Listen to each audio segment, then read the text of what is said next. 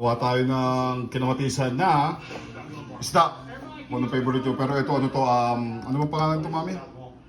Kumpano. Pompano.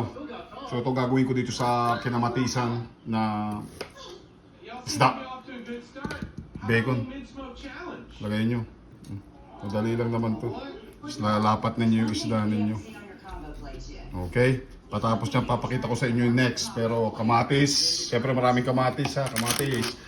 Luya, bawang, sibuyas. And we go from there. Next, bawang, kamatis. Luya. Lagyan lang yan sa ibabaw. Lagyan ng pampaasim. Haluin ninyo.